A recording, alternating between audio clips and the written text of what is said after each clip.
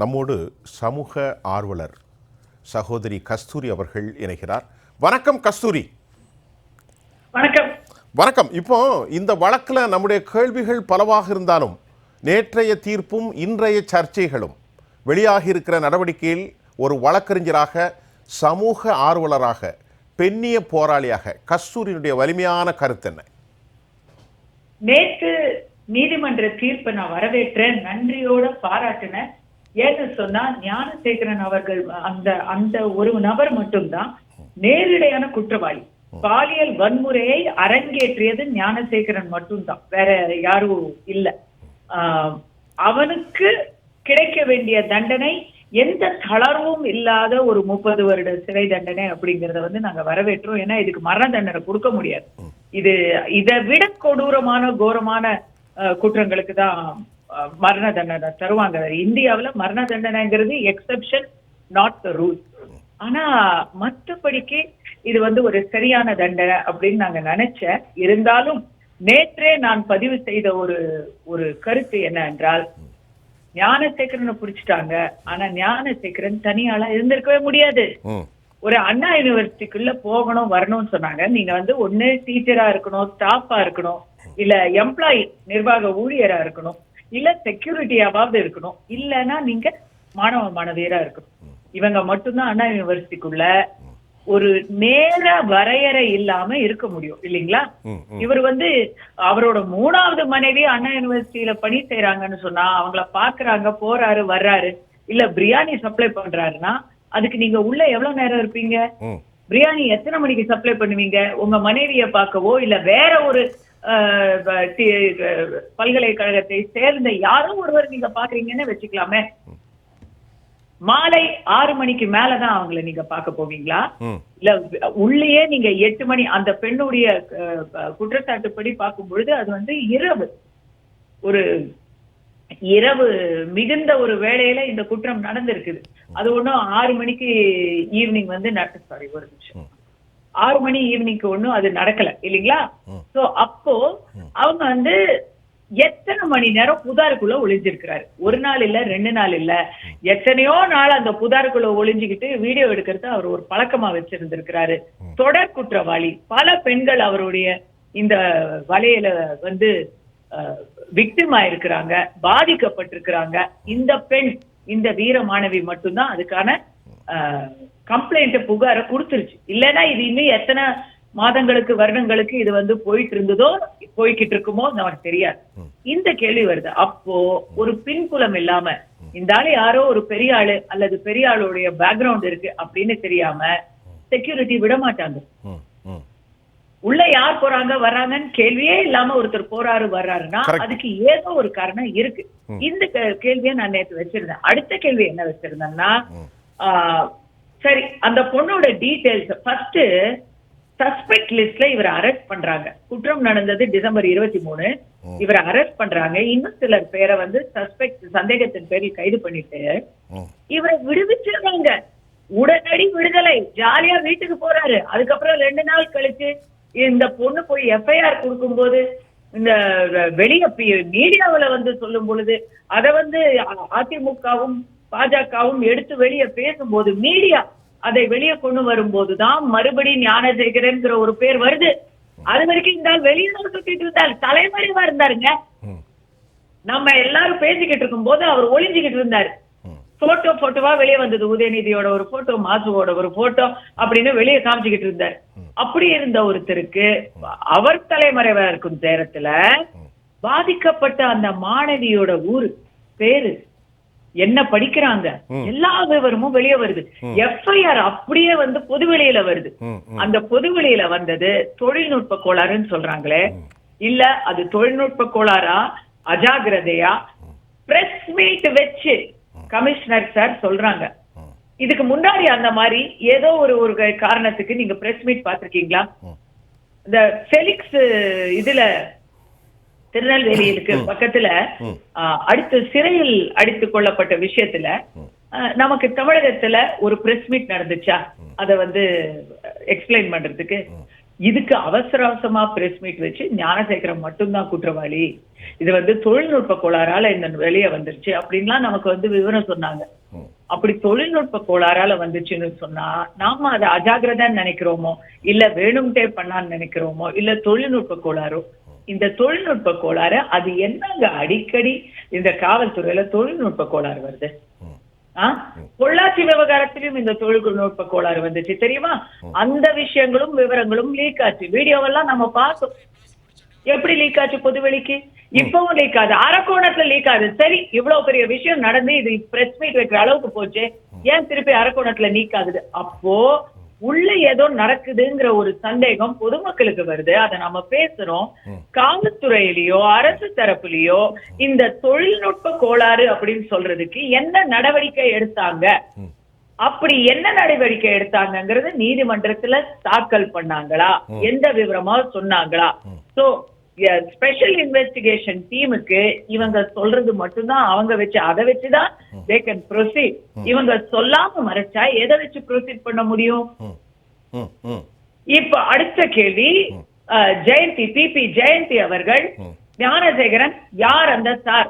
நேத்து அவங்க எல்லாருக்கும் இன்டர்வியூ கொடுத்தாங்க, நம்ம பார்த்தோம். யாருமே இல்ல, பிளைட் மோட்ல இருந்துச்சு. அவர் சும்மா ஒரு ஏமாத்துறதுக்காக, அந்த பெண்ணை பயமுறுத்துறதுக்காக, அப்படி ஒரு காரணத்துக்காக அவர் அதை யூஸ் பண்ணிருக்காரு. யாருமே இல்ல அப்படின்னு சொல்றாங்களே. ரெண்டு கேள்வி எனக்கு. ஒரு பெண்ணோட சைக்காலஜி தெரிஞ்சனால நான் கேக்குறேன். ஒரு பெண்ணை பலவந்தப்படுத்தணும்னு சொன்னா அது ஒரு தன்னுடைய ஆண் நண்பரோட நெருக்கமாக இருந்த அந்த காட்சி, அதுலயே மிரட்டியே அதை பணிய வைக்க முடியும். அதை மிரட்டி இருக்கிறாரு, அது புகார்ல அந்த பொண்ணு சொல்லி இருக்குது. அப்படி அந்த வீடியோவை நான் உங்க அப்பா அம்மாவுக்கு கொடுத்துருவேன், குடும்பத்துக்கு கொடுத்துருவேன், பல்கலைக்கழகத்துல டீச்சர்ஸ்க்கு காமிச்சிருவேன்னு சொல்லிதான் மிரட்டி இருக்கிறாரு. யாரோ ஒரு சாருக்கு போன் பண்ணி மிரட்டல. கண்டிப்பா ஒரு பெரிய மனுஷனால நீ பணியணும்னு சொல்லல. அது தனி, நான் இங்கதான் சார் இருக்கேன், இதோ உங்களை இந்த பொண்ணை நான் உங்களுக்கு ஒப்படைக்கிறேங்கிற மாதிரி ஏதோ ஒரு கான்வர்சேஷன் போயிருக்குன்னு தான் புகார்ல இருக்குது. அப்படித்தான் இருக்குது. அவர் ஒன்னும் அந்த யாரோ ஒருத்தர் சாரு கிட்ட ஒரு கெத்துக்காக பேச வேண்டிய அவசியம் என்ன? ஏற்கனவே வீடியோ இருக்கு. எந்த காரணத்துக்காக ஆஃப்ல ஏர்போன் மைண்ட்ல இருக்கிற போன்ல அவர் ஒரு பெரிய மனுஷன் எதுக்கு சொல்லிக்கணும்? மோட்டிவ் என்ன? அது இடிக்குதுங்க. இன்னைக்கு அண்ணாமலை அவர்கள் தரவு கொடுக்கும் பொழுது அந்த எனக்கு அந்த டவுட் இன்னும் கிளியர் ஆகுது, இன்னும் அதிகமாகுது. பிகாஸ் பிளைட் மோட்ல இருக்கு, அதை யாரும் மாற்று கருத்து இல்ல. பிளைட் மோட்ல இருந்து எடுத்ததும் அப்ப இந்த ஆள் ஒரு போலீஸுக்கு போன் பண்றான்னு சொன்னா ஏற்கனவே இது எல்லாத்தையுமே தெரிஞ்சுக்கிட்டு எல்லாத்துக்குமே ப்ரிப்பேரா அடுத்த கட்டத்தை நோக்கி நகர்றான் ஞானசேகரன் அப்படிங்கிறது தெரியுது.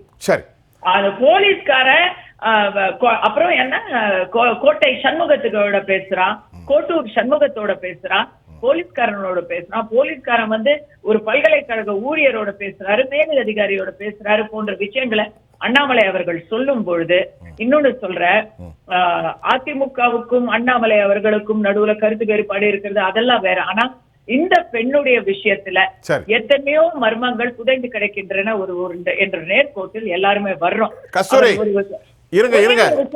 அண்ணாமலை அவர்கள் நேரடியா ஒரு வீடியோ போட மாட்டார். இது தெரியல, இதுக்கு ஆதாரம் இல்லன்னு சொன்னா அந்த ரிஸ்க் அவர் எடுக்க மாட்டார். ரொம்ப சென்சிட்டிவான விஷயம். இப்பொழுது ஒரு மிக முக்கியமான கேள்வி, சமூகத்தில் அதிகார வர்க்கம் பெரும் பதட்டத்தில் இருப்பதற்கு என்ன காரணம் என்ற கேள்விகளை இன்றைக்கு எதிர்க்கட்சிகள் வைக்கிறார்கள். மடியிலே கனம் இல்லை என்றால் வழியிலே எங்களுக்கு பயம் இல்லை அல்லவா? நியாயமான முறையில் தானே அணுக வேண்டும். அரச பிரதிநிதிகளுக்கும் அரச ஆட்சியாளர்களுக்கும் ஏன் என்ற பதட்டத்தை எதிர்க்கட்சியினர்கள் மலை போல் குவித்த கேள்விகளாக வைக்கிறார்கள். கஸ்தூரி, சுருக்கமான இதற்கான பதிலை நான் உங்களிடத்தில் எதிர்பார்க்கிறேன். எல்லாரும் பேசும்போது நான் அமைதியா கேட்டுட்டு இருந்தேன், இப்போ எனக்கு சுருக்கமா பதில் கேட்கிறீங்க. சொல்லுங்க கஸ்தூரி. நான் ஜனநாயகத்துக்கு ரொம்ப அனுமதி பண்ணுவேன். ஆரம்பத்துல ரெண்டு விஷயம், எல்லாமே பேசிட்டாங்க. நானும் கூட இந்த கண்டென்ட் ஆஃப் கோர்ட் அப்படிங்கறதெல்லாம் வராதுங்க. ஒருத்தங்க கேள்வி கேட்டா கேள்வி சுதந்திரம் நம்முடைய நாட்டில் அரசியல் சாசனத்தில் அது மறுக்க முடியாத இடத்தில் இருக்கிறதுனால ஒரு தீர்ப்பு சரியா தவறா என்ற விவாதம் பொதுவெளியில் சமூகத்தில் இருக்கும். அதற்கு பதில் சொல்ல காவல்துறையினரும் நீதியை நிலைநாட்டுபவர்களும் அரசியல்வாதிகளும் கடமைப்பட்டவர்கள். இன்னும் சொல்ல போனா நீ யாரு கேள்வி கேட்கறதுக்கு அப்படிங்கிற அந்த ஒரு ஆட்டிடியூட யாருமே காட்ட முடியாது. அது யாரா இருந்தாலும் சரி. ஒண்ணு. ரெண்டாவது, அண்ணாமலை அவர்களை பத்தி குமார் அவர்கள் சொன்னாங்க. அண்ணாமலை அவர்கள் தன்னை சாட்டையால அடிச்சுட்டாரு. அப்ப இதெல்லாம் ரொம்ப ஓவரா இருக்கு, இவ்வளவு ஒரு எக்ஸ்ட்ரீமான ரியாக்ஷன் தேவையில்லை அப்படின்னு நான் நினைச்சேன். அவர்கிட்டயே கூட அதை நான் தெரிவிச்சேன், ஏங்க இதெல்லாம் எதுக்குங்க அப்படின்னு. ஏன்னா எல்லாருமே, அதிமுகவாகட்டும் மற்றவர்களா இருக்கட்டும், எல்லாருமே இந்த மாணவிக்காக விதவிதமாக மிகவும் வன்மையாக வலிமையாக குரல் கொடுத்து கொண்டிருந்தார்கள். அப்ப இவர் அடிச்சுக்கிட்டது என்னடா ரொம்ப எக்ஸ்ட்ரீமா இருக்கேன்னு நினைச்சேன். பட் என்ன இப்ப நினைக்கும் போது அப்ப புரியல, இப்ப புரியுது. ஒரு ஒட்டுமொத்த இந்தியாவோட கவனத்தையும் அண்ணா பல்கலைக்கழக வழக்கின் மேல் திருப்பி ஒரு துரிதமான இதுக்கு ஒரு தீர்வு கிடைக்கணும், தீர்ப்பும் கிடைக்கணும் அப்படிங்கிற ஒரு அழுத்தத்தை அதிகார வர்க்கத்துக்கு அவர் கொடுத்ததாதான் இன்னைக்கு நம்ம இதை கன்சிடர் பண்ண வேண்டியிருக்கு. இன்னைக்கு அவர் எடுத்த வீடியோலயும் கெடு வச்சு 2 நாள் கெடு வச்சு 48 மணி நேரம் கெடு வச்சுதான் கொடுத்திருக்கிறாரு. இது just we have to wait and watch. அது ஒண்ணு. அதிகார வர்க்கம் ஏன் அழுத்தத்துல இருக்குன்னு கேக்குறீங்களா நீங்க? ஐயா, இன்னைக்கு நம்ம பாக்குறோம், தலையில கூட உண்மை இல்லாத ஒரு தலைவரைத்தான் இன்னைக்கு தமிழ்நாட்டுல நம்ம பாக்குறோம். எல்லா இடத்துலயுமே பொய், பூச்சு, பித்தலாட்டம் இதுதான் இருக்குங்கிறத பாக்குறோம். அவங்க இல்லன்னு சொன்னா கண்டிப்பா இருக்குன்னு அர்த்தம். இப்படித்தான் ஒவ்வொரு முறையும் அவங்க இல்லன்னு சொன்னாங்க. இடி ரைடுல ஒருத்தர் கன்விக்ட் ஆகுறாரு, ஒருத்தர் உள்ள போகிறாரு. அவங்க இல்லன்னு சொன்னா உடனே அந்த இடத்துல தரவுகளோட ஒரு தீர்ப்பு வருது. இப்ப அடுத்தது அரக்கோணத்துல இல்லன்னு சொல்லிக்கிட்டு இருக்காங்க. அமைச்சர்ல இருந்து அரக்கோணம் வரைக்கும் எப்ப அவங்க இல்லன்னு சொன்னாலும் விசாரணையில வேற ஒண்ணு வருதா? அப்ப ஏன் அவங்க அழுத்தத்துக்கு உட்பட மாட்டாங்க? அதனாலதான் இன்னைக்கு கமலஹாசன் அவர்களுடைய ஒரு சர்ச்சை கருத்தை வச்சு நம்ம மட்டும்தான் இதை பேசிக்கிட்டு இருக்கோங்க அண்ணா, நம்ம மட்டும்தான் இதை பேசிக்கிட்டு இருக்கோம். மத்தவங்க எல்லாரும் உட்கார்ந்து பைசா பெறாத விஷயங்களை தான் டிஸ்கஸ் பண்ணிக்கிட்டு இருக்காங்க. தமிழ்நாட்டுல இப்பெல்லாம் சமீப காலத்துல நீங்க கவனிச்சது இல்லையா? மகாராஷ்டிராவை பத்தி பேசுவோம், மணிப்பூரை பத்தி பேசுவோம், ஒரிசாவை பத்தி பேசுவோம், கேரளாவை பத்தி பேசுவோம். தமிழ்நாட்டை பத்தி எந்த விவாதமும் அரசுக்கு சார்பாக இருந்து கொண்டு அரசை நம்பி காலம் தள்ளி கொண்டு இருக்கிற ஊடகத்துல வரவே வராது. பாத்திருக்கீங்களா? இப்ப கூட ஒரு விஷயம், இத கூட எப்படி கேட்டாங்கன்னா, தீர்ப்பு வந்ததுக்கு அப்புறம் பாத்தீங்களா, பொள்ளாச்சி வழக்குக்கு 6 வருஷம் ஆச்சு, இதுல 3 மாசத்துல தீர்ப்பு வர்ற அளவுக்கு நாங்க அரசு தரப்புல பிரமாதமா நாங்க செயல்பட்டிருக்கோம் அப்படின்னு ஒரு ஸ்டிக்கர் ஒட்டினாங்க. அதை நீங்க கவனிக்கலையா? எதற்காக அப்படிங்கறது இன்னைக்கு அண்ணாமலை அவர்களுடைய வீடியோல இருந்தானேங்க தெரியுது. நம்ம எல்லாருக்கும் இருந்த சந்தேகம் தான், இது வேகமான நீதியா இல்ல அவசர கதியிலான ஒரு கிளேஸ் கோர்ஸ் பண்றதுக்கு. ராம்குமார் வழக்குல அப்படி தோணிச்சு. ஒரு பலிகடாவை காமிச்சு, ஒரு வெட்கல் கண்ணுக்கொட்டிய காமிச்சு மொத்தமா பின்னாடி ஏதோ நடக்குதோ அப்படின்னு ஒரு சந்தேகத்தை எழுப்புனாங்க. அதே சந்தேகம், ஏன்னா திடீர்னு புழல்ல சிசி கேமராவே வேலை செய்யல. உங்களுக்கு ஞாபகம் இருக்கா? எந்த கேமராவும் வேலை செய்யல. எங்க? மத்திய சிறைச்சாலையில.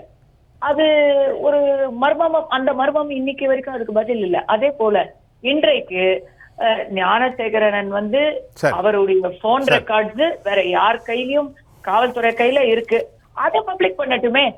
பாதிக்கப்பட்ட பெண்ணை பத்தி எஃப்ஐஆர் எல்லாம் பப்ளிக் பண்ணாங்களே, விசாரணை விவரங்களை பப்ளிக் பண்ணட்டுமே. அது தீர்ப்பு வந்துருச்சு இல்ல, வழக்கு முடிஞ்சிருச்சு இல்ல, இப்ப அந்த விவரங்களை பப்ளிக் பண்ணட்டுமே. எடுத்துக்கிறேன், எந்த தவறும் இல்லையே.